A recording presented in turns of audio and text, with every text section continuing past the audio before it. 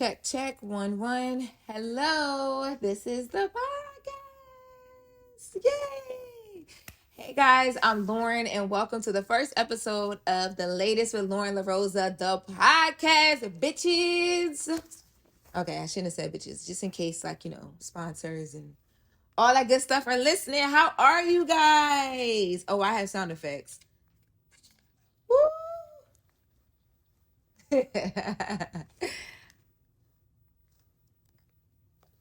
Let me see.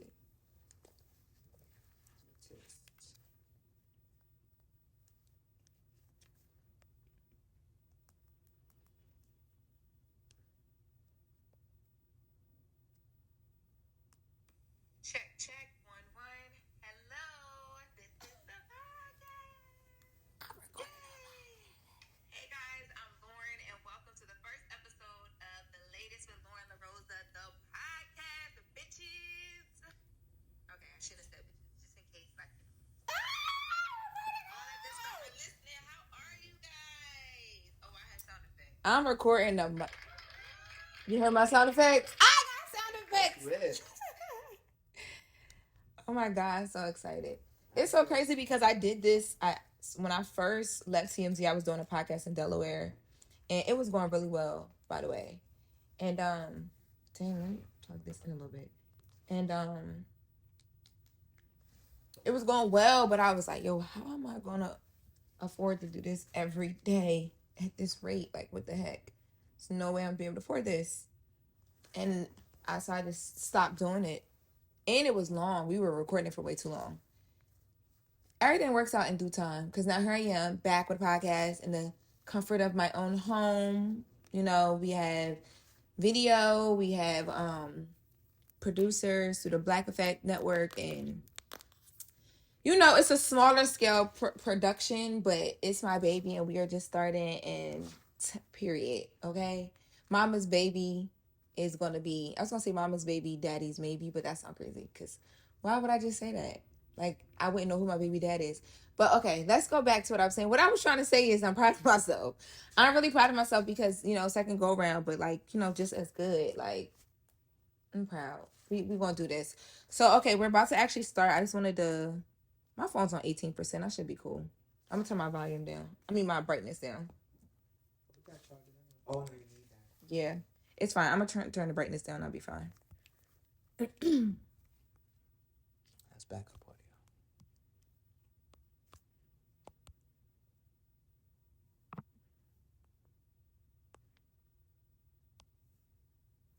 audio. Okay. Oh, I need to. Wait, I'm gonna start it over. Just hit that. Oh, this is the stopwatch, right? Yeah. Okay, bet. And then this is the audio, so I'll put this here. And then I need the headphones.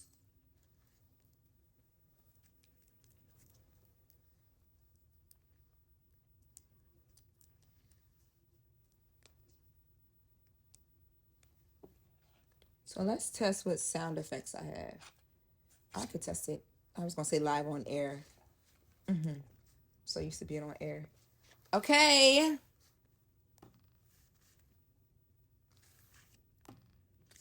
Okay, let's get it going. Oh, I have sound effects. I have sound effects. Y'all. Yes, we are here. Welcome. This is the first episode. This is the inaugural episode. I think inaugural means first. I'm supposed to know that. Yes. Inaugural means first. This is the first episode of the latest with Loren LoRosa, which is a podcast where we are doing all the things. Okay. We are doing all the things. So I'll be here, as you guys have heard in the trailer, and me talk about every day, Monday through Friday, breaking down the latest, the hottest, the trending, in exclusive celebrity news and pop culture news. Also, I'll be bringing you guys exclusives here. So it'll be like a hear it here first, talk about it here first thing. We'll be doing an extension of what you will also be seeing me do weekdays on The Breakfast Club right here Okay, so this very first episode, I just wanted to open it up with something very, personal and near and dear in the headlines.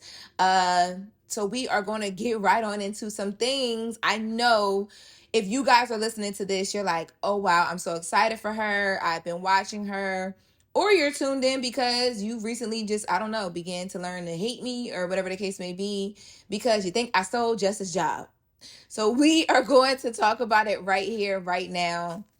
I want to start this off by saying, for everybody that, reached out and called me or text me, I made a lot of new support system and community, just, through via people DMing me on Instagram and, all that stuff, just checking in, making sure I was good, making sure Jess was good, making sure, we understood that like, yo, y'all, like, hey, this is a moment for y'all to really show the world with two Black women on a major media platform who are going to be faced with, obstacles and different things will still come after this, what y'all can do and how y'all can do it. For everybody who reached out sincerely and wasn't trying to get some information for a story or get a quote or just be messy, I appreciate y'all. I know that Jess appreciates you guys too, because for the first time ever in my life, I wasn't reaching out to break the story. I wasn't detailing the story. I wasn't regurgitating a story. I was the story. And I thought when I left TMZ and I came over to the Breakfast Club and I said and I announced live on air that I left TMZ. You guys remember that? If not, here's the clip. Let's get right into your story. So you were formerly of TMZ. I was there for a little over 7 years, wow. and recently decided, I got some skin in this, have learned a few things, and recently decided that, it was just time for me to leave. Mm-hmm. I think, I have a company called Brown Girl Grinding. It's a broadcast media production company. We have clients on the marketing side. We are in the show development space. But more importantly for me, my next goal on my list is like, I want a show. I want people to learn me and get to know me and, my opinions. And, I was working on that with TMZ, but I started feeling like if I do this here, when I leave, I can't take it. They're not going to let me own it. It wasn't structured the way that I wanted it to be and how I felt like I needed it to be for me to really just grow as a brand and as a company. So I had a conversation internally, and from that conversation, I just decided that if right now I don't take this leap of faith on myself and launch Brown Girl Grinding with Loren LoRosa, the podcast, which will be dropping next week, I'm always be sitting here and trying to figure out what would have happened if I did it. I thought that was like, okay, here's what it feels like to be the news, to be the headline, right? And that came and went. That was like a drop in the bucket. I had no idea. Fast forward almost, a little bit over a year later, we're at the Breakfast Club, we're doing our thing. And as you guys saw live on air, there's some bumps in the road. We were figuring it out live and in real time. And even during that time, one of the things that I'm so grateful for is just my spiritual journey. I'm really grateful for my church. Shout out to Seeds of Greatness 302 in Delaware. You guys can watch them online if you're not in Delaware. Pastor Jerome Lewis, and most importantly, his son, Jerome Lewis Jr., and Jerome Lewis Jr.'s wife, Nettie. Those two together have been, and they're going to listen to this and probably be like, oh my God. They're like unofficial spiritual mentors to me. And I'm really grateful for them because like without them, I don't think that I would have been, spiritually and mentally in a place where I could have endured everything that I was dealing with on my own behind the scenes. Like, and in me talking about this today, it's not to conjure up anything or stir up anything, because when I tell y'all me and Jess are good, we're good. And when I tell y'all as things come, because it's a team of four very opinionated people and we're gonna be good. We're gonna figure it out. I think that this and a lot of the other things that led up to this have helped us really understand, what communication should look like. And, we're good. But I wanted to talk about just kind of like what my point of view and my perspective and just my experience was there. And the biggest thing I kept telling myself is like, dang, Loren, I'm so proud of you, because Loren a year ago, Loren 2 years ago, Loren 3 years ago would not have been able to kind of remove herself and be empathetic, to a woman who just had a baby, trying to figure things out on a platform with 8 to 9 million, listeners and all these homes and all these markets. And, you have social media. But even stepping outside of her and just bringing it to myself, me a few years ago wouldn't have been able to, just see everything that I worked for and everything that I had on the table and how important that was and how important maintaining a certain composure, a certain level of professionalism, and just knowing like, girl, it's rough and this ain't what you imagined, you know what I mean? And you coming in here and you have no ill will or no ill intention, but it's not about you. There's so many other things that are bigger right now that are above you. You got to sit back and do your thing, put your head down, do the work, and let it stay above you. And, you know, just it stays true to what your intentions are. And I think nothing could have prepared me for that more than my relationship with God that I have right now.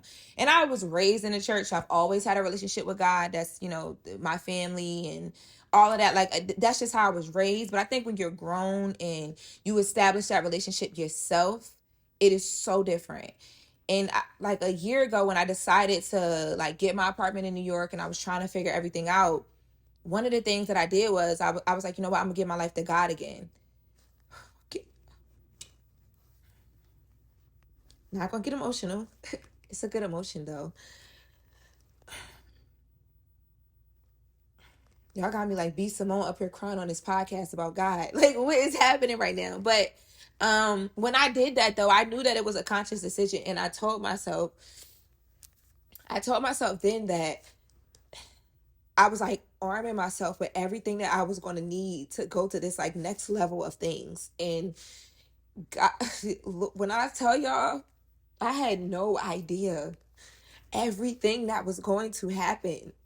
It's not, and this is not about like the Jess Instagram live. I mean like everything. I just mean like, you know, me being blessed with the opportunity to be at, like, I left a job. When you get on television as a personality, you don't take yourself off of TV. I don't care how unperfect that situation is, baby, you figure it out and you make it work. And for me, you know, being at TMZ and being in LA, and LA is a number one market, or, you know, at least because things change, numbers change or whatever. I know it's at least top 5 market, and you're on television and you're on primetime and you're a daytime talk show, and no one really knew who I was. You know, people knew, but like it was like, oh, the girl from TMZ. To leave that and go to a platform where like I was able and you guys were able to learn me, get to know who I was, and you know what I mean?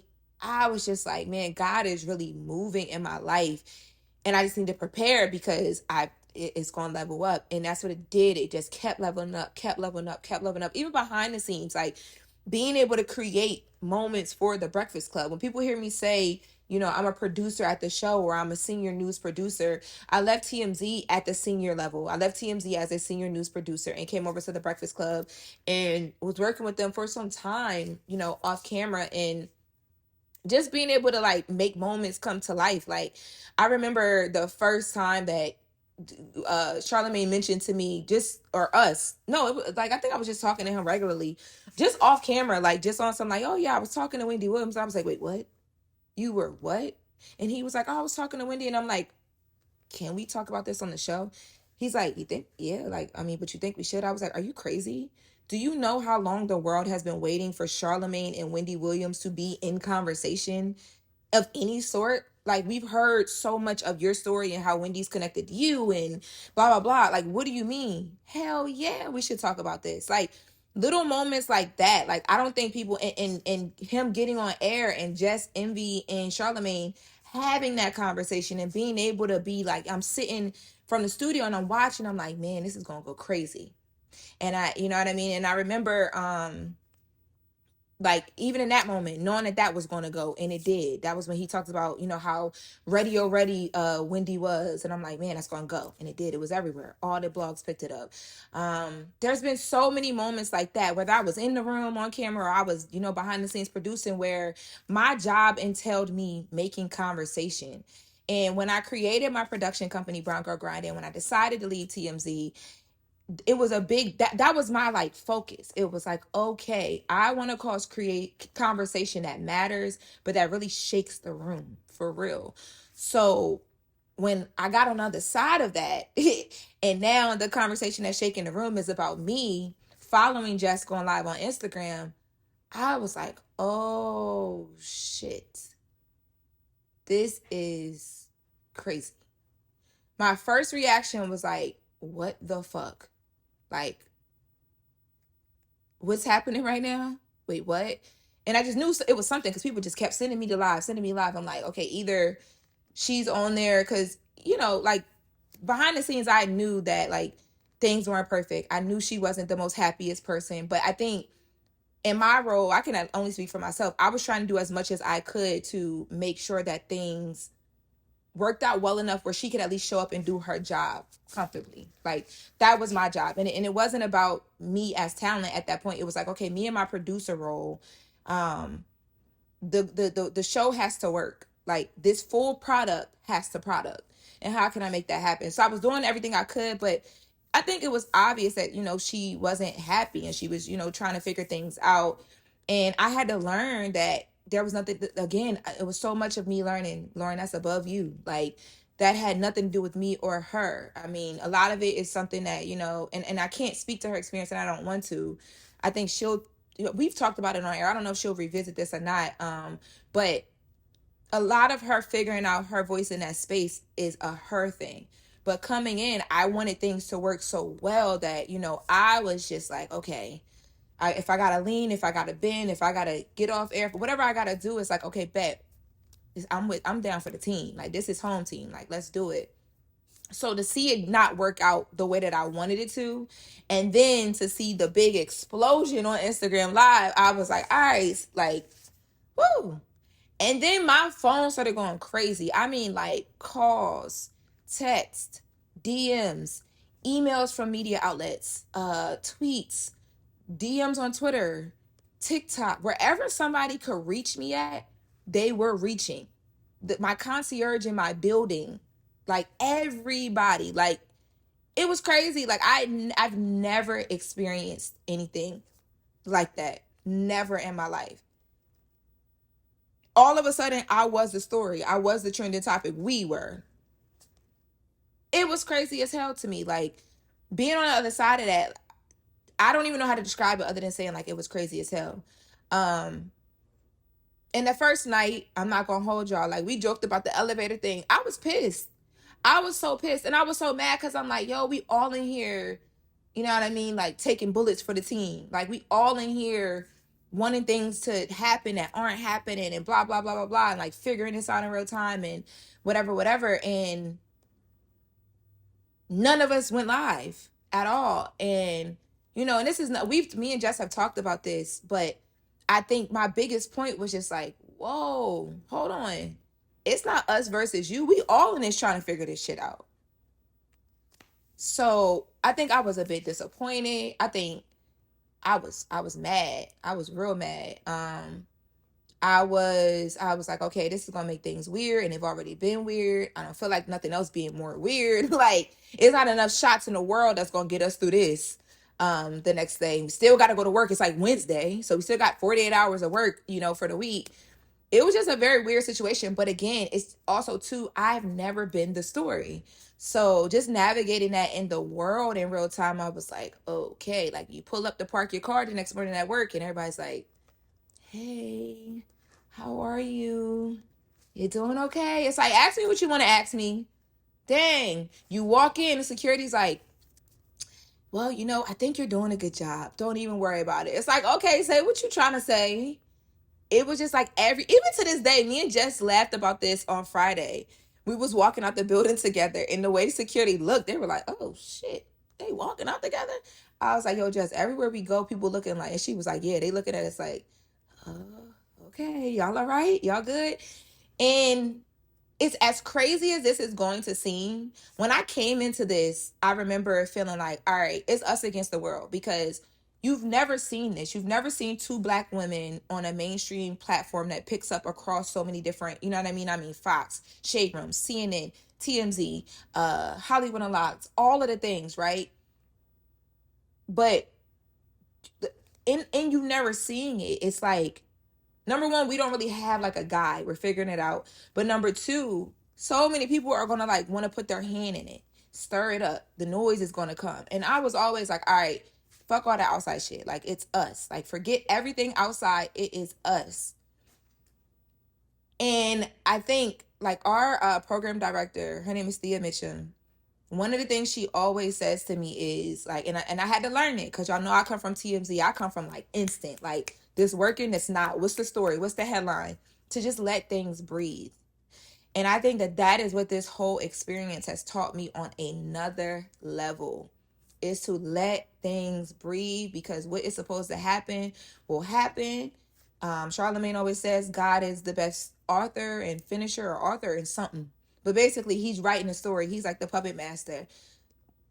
And I'm a very faith-based person. I started out talking about that.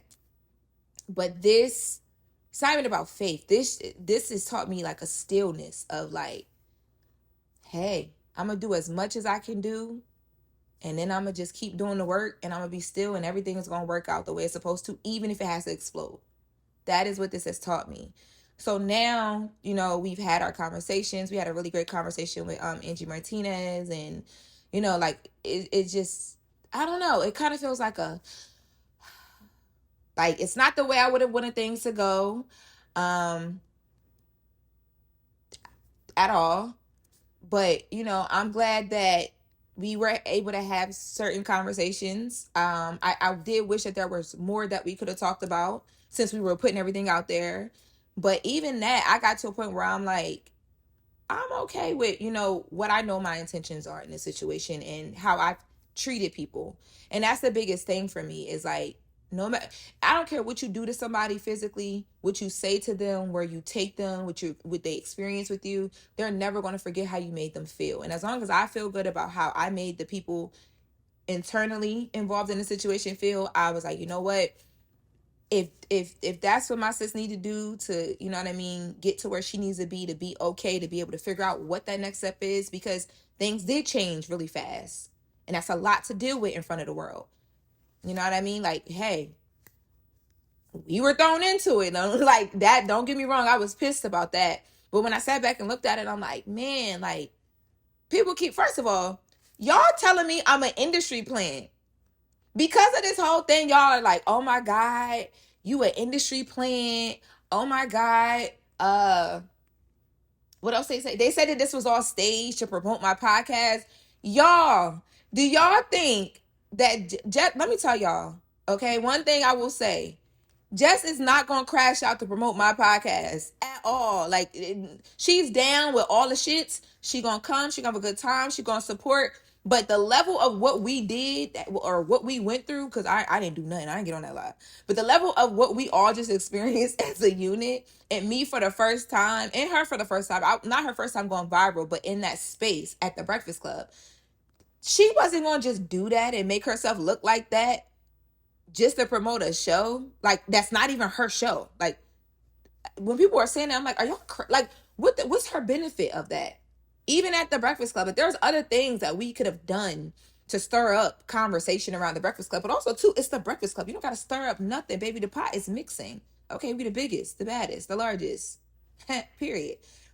We didn't have to do all that. So, but when I'm hearing people say that stuff, I'm like, mama, I made it. Honey, next y'all need to start telling me y'all think I'm in the Illuminati so these checks could keep rolling in, okay? Because when y'all tell people they're in the Illuminati, they rich, all right?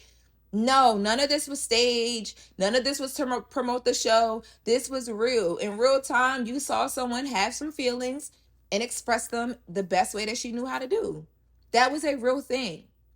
But in moving forward, like, we dropped the Boy Is Mine remake. We called it The Job Is Mine. And I think I was nervous about not doing the video because, like, we had a good time and I was with all the shits. I keep cussing. I don't know if I should keep cussing like that because I'm trying to get sponsors. And I was with all the stuff. But I was just like, dang, are people going to feel, like, worn out by the moment now? Because it was everywhere, y'all. I mean, MSNBC, Page 6, TMZ, the only one who didn't touch it. Hey, TMZ, it's okay. Y'all can do stories that center around me. I'm not a disgruntled ex-employee. I actually speak very highly of my time there. Hi, Harvey. Hi, Charles. Hello.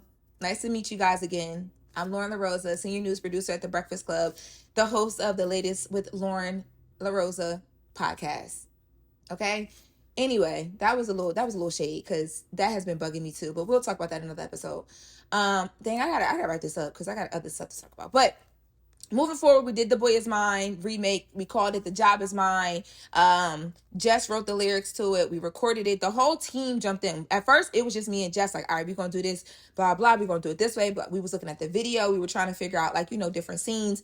And then when the rest of the producers at the Breakfast Club saw us doing it, they all hopped in. So now you got people giving us, yo, y'all should do this scene. We should shoot this angle. It worked out so well and so seamlessly because I think, again, going back to originally what I was telling you guys that I learned from this is just to let things breathe and to be still in things and just, you know what I mean? You got to put your head down, do your work and do your thing the best way you know how to do. When we did that, like, so we're in there making this video. I'm doing what I know how to do, which is like be Loren, be cute. We, you know what I mean? We laughing, we joking. Jess is doing what she know how to do, which is be Jess with the mess, the sketches, and you know what I mean? She rewrites the lyrics. She's like, okay, no, Lo, come back in and say this and blah, blah. And it just worked so well and it felt so good. Like Friday, shooting that video, I was like, dang, are people gonna be like, okay, y'all dragging it now? But once it got finished and we watched it, and then we premiered it on the radio during Nyla's segment, and just to see like how it was received, and it just felt good. It felt like, okay, like, you have an argument with your sibling or like your mom, your dad, whoever, or your boyfriend, your girlfriend, whoever your partner is, however you identify, whatever you do. And then y'all get through it, and it's like, okay, I'm glad we might have needed that because that communication needed to happen. It felt good. It felt like, okay, we are through it. It happened. It taught me a lot about being the actual story and how to handle that and, you know what I mean, what to do, what not to do. Making sure my pictures is fly as I don't know what on the gram or wherever else, because all the photos the media outlets were grabbing of me, baby, I was T, okay? I was giving it up. It looking good, all right? But yeah, it felt good to just finally be moved on and be in a really good space. And I think that people received it well because they could feel that genuinely we both were like, it's not a competition. Like, you do what you do, I do what I do, and we are here. Granted, again, it's 4 people for the first time figuring this out together. This is my first time ever working with any of these people. We might rub heads again, you know what I mean, bump heads again, but we are in a space now where we will figure it out. And when I said this on the show, I meant this. Like when I said, I'm here, I'm not going anywhere, we're going to figure this out, I meant that. Like when I am dedicated to something, it's all or nothing. It's 200% or not at all. So we're going to figure it out. But I did want to take the time to just, come on here and number one, just, talk through that and just let you guys know that experience was crazy as hell. So if I haven't texted you back since that, if you called or text me or whatever, however you try to reach out to me to figure out how I was doing, if I was okay during all that, I was fine. But baby, I was, for the first time ever, overwhelmed with people. Literally. I'm still right now, like, getting on social media for me right now is still kind of crazy because instead of me being able to filter through stuff and look at stories, people talking about me. And I'm like, that's not even true. What you talking about? But I can't. It's like, why would I say something? Y'all think I'm an industry plant? Baby, plant me. Plant me in multiple industries. I'm trying to act, modeling. Can y'all plant me where the brands, with the money is at for all of the beauty stuff? Because I want to do some campaigns. Get me lit, okay? Period. So I did just want to talk about that for a second before we went over to the next topic because I was a big trending topic. It happened. Yeah. And now we're here. So make sure you go check out our video. The Job Is Mine. You can see it on the Breakfast Club's YouTube channel. It's on my YouTube channel. It's on my Instagram, my TikTok. I'm Loren LoRosa everywhere. And yes, we are coexisting in the best way that we know how. We are learning every single day, and it's real. It's authentic. It's happening. And somebody said something really good the other day. Oh, it was actually Angela Yee. Angela Yee did an interview. She sat down with Fox 5 DC. And when I saw that video, my heart dropped because I'm like, oh, Lord, what did she say? Is there going to be more headlines? And then when I watched it, I was like, nah, I appreciated what she said. She said, a lot of times, like, you don't get to see people learn in real time. And I think that is the advantage of bringing like me and Jess, who are young and, like building in our careers. Like, yes, we have accomplished things. Like Jess is a very accomplished traveling comedian and actress and mom and now fiance. I am a very accomplished journalist and daughter and personality across many facets. Like, but we're still, there's so much more that I know we both want to do. There's so much more that I know we're both going to do in the Breakfast Club studios and outside of it. And we're figuring it out in real time. And I've always been very authentic with my audience about like, hey, I'm figuring it out and this is what this looks like. And that's what y'all got to see. So I'm glad that y'all can see it and y'all can see us get through it. Make sure y'all go check out The Job Is Mine and listen to the song and let me know what you feel about it. But no, y'all, this was not a gimmick. This was not promo for the podcast, promo for the Breakfast Club. This is me addressing that and shutting that down. I'm debunking that story, okay? A source close to Jess, Charlamagne, Envy, and Loren tells me that that was not set up. That was not fake. Jess went live. It was real. It happened. We're moving on. It is done. We are in a good space. And that's it. That's all. Things happen. It happened. It's done. It's a wrap. Next story. And that's crazy. How was the story? It's pretty freaking insane. Okay. So next story. I want to talk to you guys about Cardi B and Offset. So Cardi B and Offset, anytime I report on Cardi B and Offset, it's always, and I don't know Offset personally. I've been in conversation and I've met Cardi and been around Cardi and, I know Cardi a bit, but like, we're not like besties or whatever, but just, and me having a mutual friend who works with her and have been reporting on her for so long, I built a working relationship with her team and her, but anytime I report on them, I feel like so invested. And people are probably going to listen to this and be like, why are you so invested if you don't even really know them like that? But I think it's because they're young also. Like when you talk about being young and figuring this out in real time, especially doing things online, Cardi B and Offset really, really come to mind for me because everything that Cardi does is online. Every time she's feeling something, every time she's reacting to something, you are going to hear about it. You're going to see it. And Offset as well. And I know, like, there was like one time me and Jess had reported on Offset and he was pissed off. He was mad. He didn't like us. He was like, we don't know the full story. He hit Envy in his feelings and blah, blah, blah, blah. And he recently got mad at Jess for mentioning him on Club Shay Shay. And I thought that that was corny. I thought it was corny because she didn't, well, now she called him stupidity. So, so now she might have said some things that's going to piss him off. But at that time, Jess didn't say anything that was like biased. She didn't say anything that was like, you know what I mean? Like coming for him or like dragging him or nothing like that. She was very honest about what we've all been witnessing in the public for a very long time with Cardi B and Offset. So whenever I report on them, I try to make sure that I like whatever I say, I want to make sure I'm going to stand on it because as people hear this and as he hears this or whoever, people are going to have some feelings about it. I was very disappointed. When I say very disappointed, I mean extremely disappointed by what I heard over the weekend from Cardi B about Offset. So Cardi B went on Twitter Spaces and she accused Offset of threatening to kill her and himself. And she also said that Offset had actually sent videos of Offset and Cardi engaged in sexual activities to the new person that Cardi was dating. Let's take a listen. I asked you to do one thing and you didn't do it, so now I'm gonna do it. Stop calling me. I don't care. I don't give a. So let me tell y'all about this, all right? For the past couple of months, I've been very quiet, but I've been going through a lot of stuff that I keep to myself. First thing first, this guy, right, is upset because I sent his girlfriend text messages of him begging me, saying he was gonna take away his life, begging me, saying he's gonna take away my life. All that he was mad. He's mad about that. Mind you, this man sent text messages to somebody that I was dealing with me of me and him having sex. That's the type of shit I've been dealing with for the past 2 months. Every time he knows that I go out of town, he harasses me. He leave me voice notes trying to put my self-esteem to the ground. And I'm so tired of it. I'm so tired of him and his got all these lawyers. I asked you to do one girlfriend, playing games on my phone, leaving explicit voice notes on my fucking voicemails on my phone.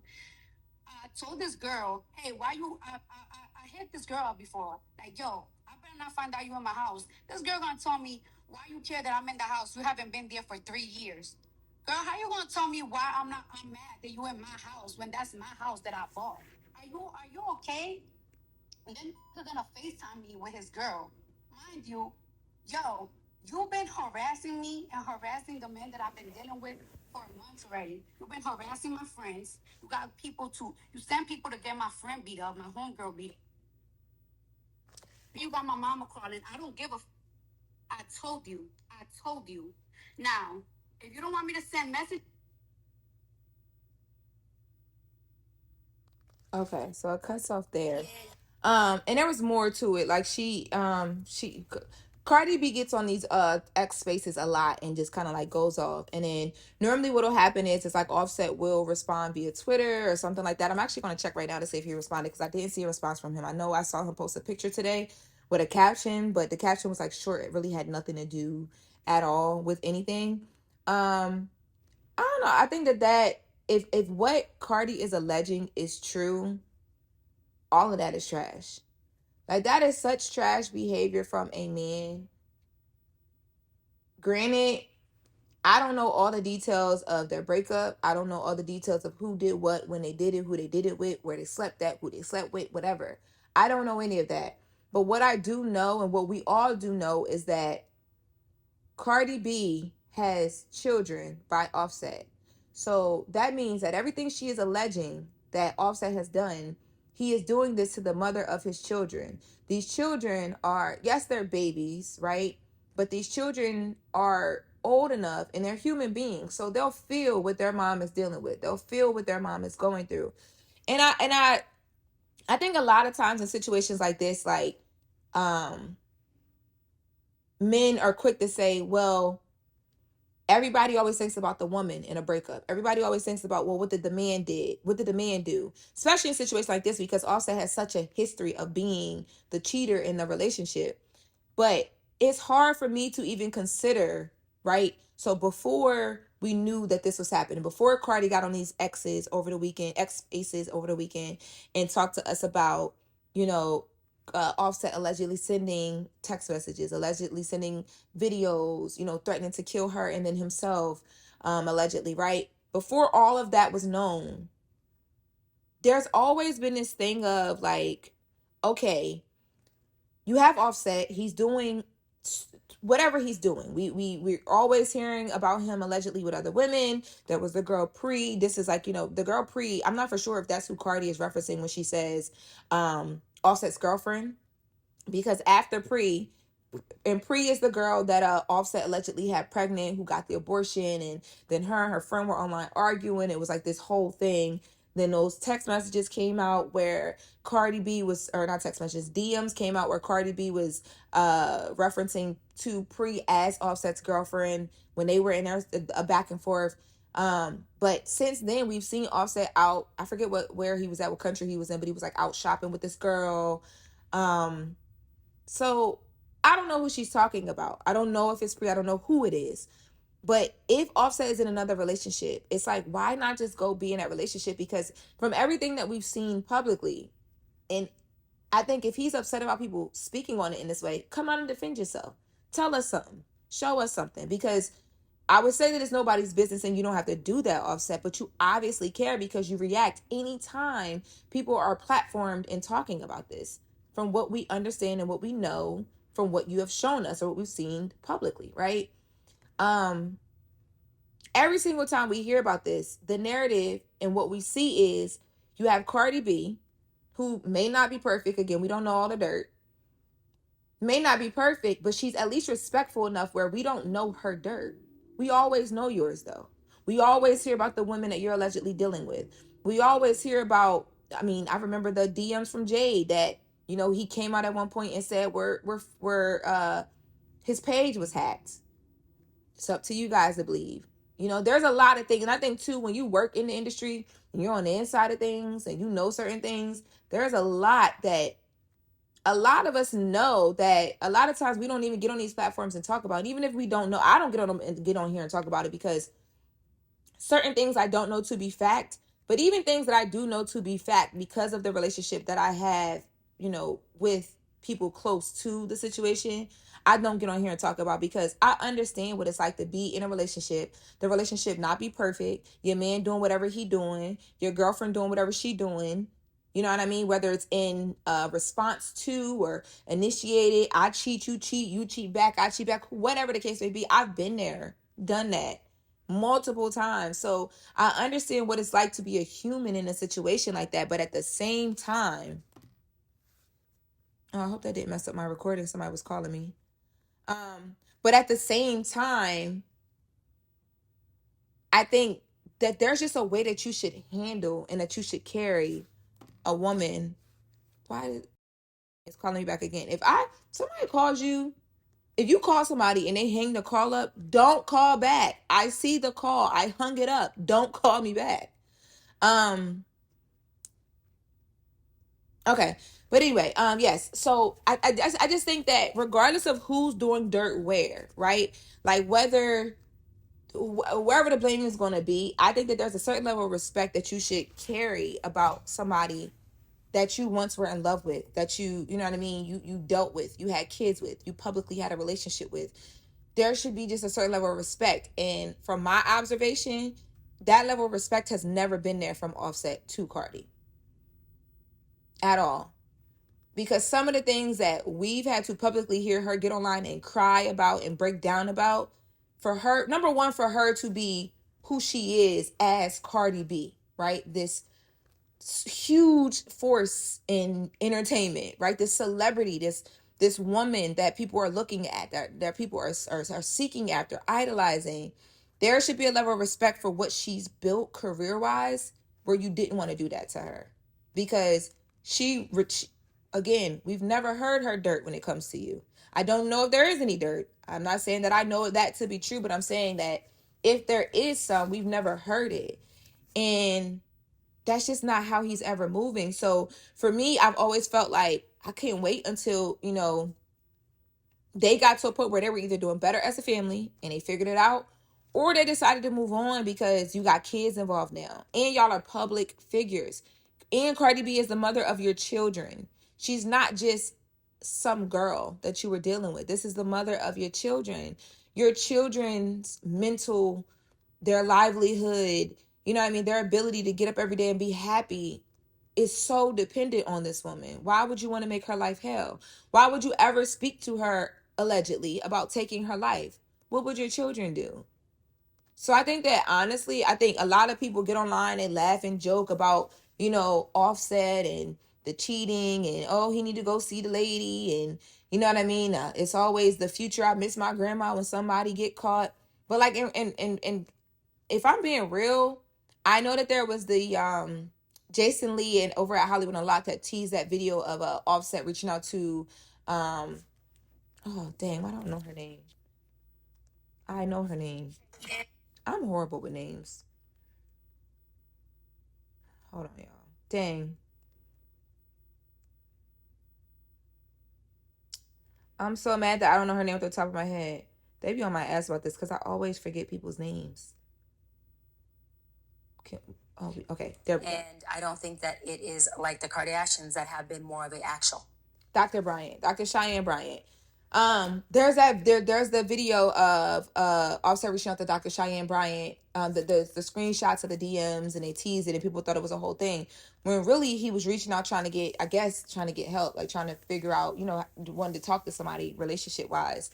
I think that's a good idea. I really do think that's a good idea because I think if what we're hearing, from what Cardi is alleging is true, Offset should definitely figure that out because not even just for the sake of him and Cardi getting back together, that might be done at this point. If I was her, it would be done at this point. But again, I don't judge if not, because it's not my business to judge. It's just my business to report about it and talk about it.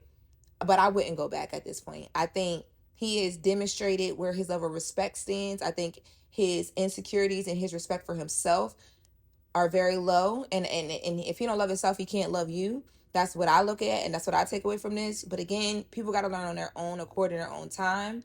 But I think that him getting help and really sitting down and talking to somebody might can help him a lot, like a whole lot, because this is just sad to hear. Like, think about how embarrassing that is as a woman. Somebody sending videos of you in your most intimate moments. And then on top of it, it's your child's father. It's a man that you publicly defended. It's a man that you publicly loved. It's a man that you've let publicly embarrass you multiple times, right? Like, this at one point was your rock in your unit. And you're trying to move forward. And yeah, I'm sure things get messy, and your new significant other sees that and understands that. But to go that far, it's like, man, like that is so. How do you explain that one day to your daughters, Offset? Like, that's one of my biggest things. Like, if this is true, how do you ever explain that to anyone? To her family that you call your family, because y'all are family, because y'all have kids together, to your daughters that you have. How do you explain that? Like this is something to me where it's like there's no turning back from here. Now my body has been violated. You know, my sense of self has been violated. You know, my ability to trust you has been violated. And on top of all of this, we're not just normal people going through a breakup. We're some of the biggest celebrities in the world. So now I got to walk around thinking like, oh my God, what else may he do when he's upset? Because I'm trying to move on and live my life and not be walking around on eggshells trying to figure out what girl he's dealing with today, tomorrow, next week. You know what I mean? Like, I'm trying to be happy over here. And I'm trying to be happy so you don't, like, who knows? You know what I mean? Because imagine how many intimate personal moments that they had between the two of them because of the years that they've been together, right? That is scary as hell. I can't imagine that. If I'm Cardi B, if I'm being honest with y'all, if I'm Cardi B and this does not stop and, you know what I mean, this continues, I got to put some real boundaries in place, whether I do that legally or whatever the case may be, to protect myself. Because if this is true, and again, I don't know if this is true or not, but if this is true, and I think honestly, Offset has been, I would say he's been quiet about a lot, but he hasn't. Sometimes he tweets in response to her and stuff like that. But this is something that, like, if you're going to come out and clear something up, you need to come out and have a conversation about this, because that is low. And even like, you know, FaceTiming Cardi B with your girlfriend, your new girlfriend or whatever, it's like, all right, it's immature. That is very immature. But she knew you was immature for a long time now. And you know what I mean? And she stuck around with that. So I'm sure that there's been worse things that have happened. But like, to me, the sending of the video, the threatening to kill her and kill yourself and all of that, I wouldn't take that lightly. Like, that is, it's too many things happening out here because of relationships domestically. Like, I'm not playing with that at all. Not whatsoever. So I hope that Offset does what he needs to do to get himself together, because it sounds like to me, I don't know, there's something that is not like, if this is true, he can't be in a good space about certain things, because if so, you wouldn't want to hurt someone that, I know he has to still love her to some extent. You made life with this woman. You had a life with this woman. So I hope he does what he needs to do to get himself together. I think that is maybe what he was trying to do when he reached out to Dr. Cheyenne Bryant. And if I'm Cardi, again, I know they have kids together, so it's a sticky situation, because you have young kids where you got to co-parent. Like, one of their kids is literally a baby. But you also are Cardi B, and you got to do what you got to do to protect your business and yourself. Because for me, it's like, you only got fooled me once. And he done fooled you a good 10, 20 times. So, you know what I mean? Do what you got to do to protect yourself when it comes to setting those boundaries so that, you know, things like this can't happen. And I don't even know what that means. Like, I literally don't know if that's like, you know, taking things to court or whatever. And I hate to even insert that, because as a woman now, I'm 33 years old, but as a younger girl growing up without my dad in my life consistently, not because my mom didn't let him be or court came into play or anything like that. He just chose, you know what I mean, what he chose. But then also seeing my brother's dad and my mom go through the court stuff and the visitation and how messy that got and how my brother was in the middle, I would never wish that on any family, especially not no Black family. I would never wish that. But it gets to a point where you do got to protect yourself. And both of y'all, Cardi B and Offset, have so much at stake here. Y'all have babies in the middle of this. Y'all have y'all livelihoods and how y'all make y'all money in the middle of this. So I just hope y'all get it together, man. And Offset, I don't know. I need to hear something. I need an explanation. I need to know what's going on. Or come out and say that this wasn't true. Something. This has been the first episode of the latest with Loren LoRosa. I hope you guys have thoroughly enjoyed this episode. Again, I am here weekdays, everywhere you get your podcast. And this is an extension of what I do in the Breakfast Club. I also want to clear that up too. People are like, oh, does this mean she's not at the show anymore? I am still at the Breakfast Club, but this is an extension. This is where we can really sit down. We can really dive in. We can really talk about some things. So make sure you guys, as you're listening to this episode, tweet me, DM me, comment on Instagram. Let me know what you love, what you like, what you don't like. Let's talk about it. Let's do some things. And I did post a tweet, and because I knew I was going to be talking about Cardi B and Offset, and I tweeted and I said, I was asking, the ladies, like, as women, we take so much shit for the men that we love, in quotation marks, ... Why? Because I was listening to Cardi's Twitter spaces, and that was the first thing I thought of. Is like, man, when we be in love, we be in love. We go through ups, the downs, the sides, the corners. We been in the corners. Whoa. We doing all that. Like, if we in love, we locked in. And the men too, but I think men don't stomach what we can stomach and what we do stomach. I also think men compartmentalize a lot better. I think men set their boundaries and their standards a lot better than we do as women, and they don't put up with nearly as much as we do in relationships. And I'm like, why? Like, when did that become the normal thing, and why? And people were commenting. Someone said, ladies love music on X said, because we understand their struggle, we're going to continue to love on them by any means necessary. So she's saying, as women, we understand men's struggle. Jennifer Area, who is J Area X on X, says, let me know when you done found out, baby. This is irritating. Divine Diva on X says, it's with anything we love. I can say the same for cigarettes. I know they mean me no good, but I always find myself back at the store. So basically, she like, whenever we lock in love, we love. Free the Queen, free the Queen on X says, Black women, because this is what God gave us. This is flawed inventory. While she's saying Black men are flawed, I don't know if I agree with that. I think everybody comes with issues, Black, white, or indifferent. Spitta1001 says, the potential we have, we are greater than our actions. Y'all know we don't. I don't know what that means. Maybe I shouldn't have. We don't. My POP. All right, when y'all tweeting me, like, can it make a little bit of sense?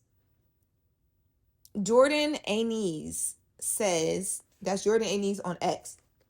I think there's a plethora of reasons. Overall, I think sometimes we're afraid to lose them in our lives and don't realize that we make room for what's supposed to be there when we let go of the BS. Clock it. That's the one right there. Okay. It's hard though to let go of things even when they're not serving you. And I'm sitting here smiling because I'm like, baby, I be holding on to some things. I be trying to work things out. I be trying to figure things out. That's why I said in the beginning of this, like, I've been here, done that. J Marie 731 says, because at the end of the day, us good men are worth it, especially once we learn that our lady is complete. Our lady completely, it's over with. Oh, okay. He said, okay, so J Marie 731 says, because at the end of the day, us good men are worth it, especially once we learn our lady is completely over with after that. And then this is the last one I'm gonna read. Ezra RGR on X says, emotions, the lesser sign, logic. Basically, once you get in your emotion, logic goes out the window. And I think we've all been here. So thank you guys again for tuning on in. And again, connect with me on social media. I'm Loren LoRosa everywhere. Twitter, Instagram, TikTok, YouTube. I'm also on Instagram under the Brown Girl Grinding account, which is where we have these conversations like this as well too, in real time throughout the day. Thank you guys for tuning in, and I'll see you in the next episode. Yes, we got through episode 1. I'm gonna just press all the sound effects because I don't know which ones we got. That's it. All right, y'all. Oh shit. Well, I didn't even do that one. All right, bye. I'm getting out of here. Bye.